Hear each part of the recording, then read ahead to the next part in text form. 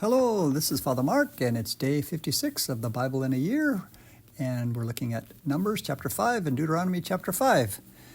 Now, the book of Numbers has the Israelites preparing to go through the desert, and they've got their orderly encampment, and they're about to depart, and it clearly shows that they have to have the Levites around the tabernacle. The holiest things are kind of now shielded from the rest of the Israelites because they have sinned, and they have shown that they have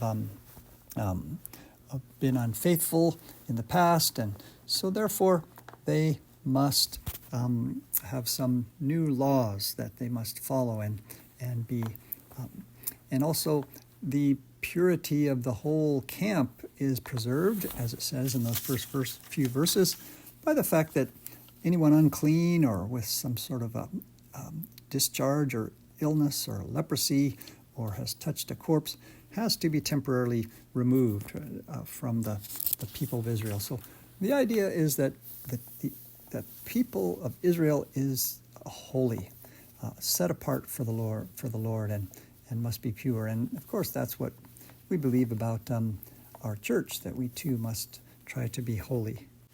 In verse 5 and following, there's something that I think too is kind of a foreshadowing of our Catholic Church procedures and practices. In verse 7, you've got, confession, that if someone sins, he shall confess his sin which he has committed. So that meant, going to the leaders or the priests, the Levites, and telling the sins, and then making atonement and restitution.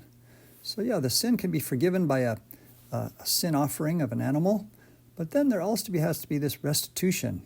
You have to add a fifth if you stole something, 20%. You've got to give some above and beyond, or if you committed murder, you had to, make some sort of a restitution to the family of the deceased. But if the deceased or the victim doesn't have any other relatives, then you give that amount, the 20%, you have to give to the priests, it says.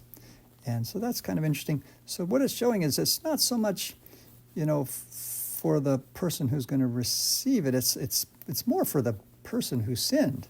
It's just good for you to have to suffer a little bit after you've sinned and to make up for what you've done, and kind of changes your heart. Sin has consequences, and you've got to fix it by some sort of penance.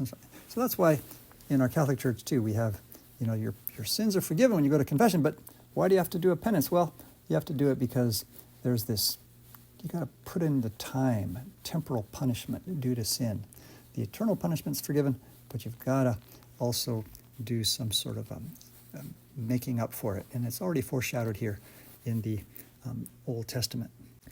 In verse 11 and following, you've got this situation or this description of what happens when a woman is caught in adultery, or when a woman is suspected or accused of adultery.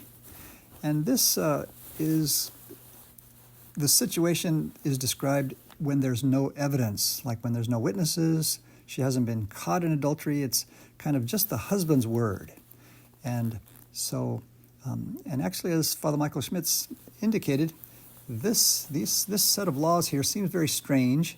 This kind of ordeal that they would do seems unfair, but it was much more fair than in other ancient cultures, because in other ancient cultures the woman just belonged to the husband, and she was kind of like property, and if he accused her, that was it. And but here an Israelite man who feels jealous, or is a jealous man, can accuse his wife, but it's not just his word against hers. He has to bring her to the priests, and the priests do this little sort of a procedure, this ordeal, and it's God who decides. God who decides. And in fact, God has to make the woman sick or make the woman sterile. Something has to happen to, she has to drink this formula or this cup of of water mixed with dust or with incense. And if she gets sick or goes into convulsions or she becomes sterile, then that's a sign that she was guilty. But if nothing happens and she's just normal, so then it shows her innocence. And so that is, it seems strange to us, but it's kind of a protection for women. But why would they do this thing of making them drink something? Well, it was kind of similar to the kind of tests that they would use in other cultures. For example, the Code of Hammurabi, which I remember that from grade school, this famous ancient document from one of the nearby countries, says that if a man or a citizen charges a woman with adultery but has no evidence, then she is to be tried by ordeal in the river to restore the honor of her husband. If she survives, she must pay a fine. Well, that doesn't sound fair, does it? I mean, this is because the husband's word was really kind of assumed to be the reality, and the woman, was put through this thing in a river where often they would drown. But if she survives, then presumably she's innocent, but she still has to pay a fine.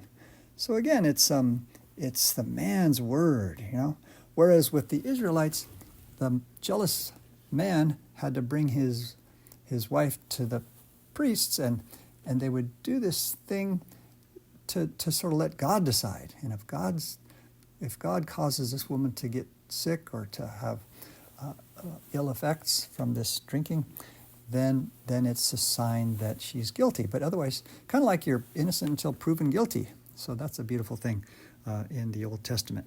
And again, the Old Testament has, it seems sometimes unfair to women, but it's much more fair. There's a lot of defense and things that are supportive of the rights of women in the Old Testament.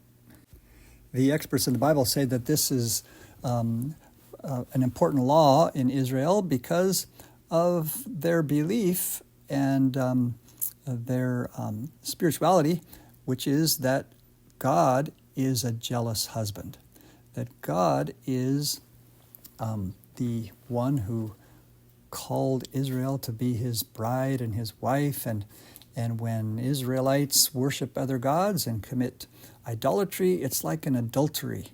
And so that's why adultery was considered to be such a grave offense, and it goes against what everything that Israel is supposed to be.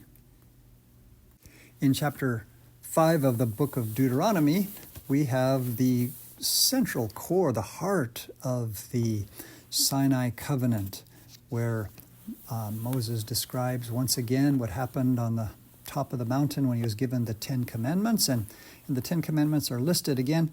And incidentally, when it describes God, it says, "You shall have no other gods before you." In the first commandment, it says, "I, the Lord, am a jealous God." So there you have it right there, this spirituality of the fact that Israel was like a bride being led into the desert so that he could speak to her heart and woo her and take her away from the other gods of Egypt.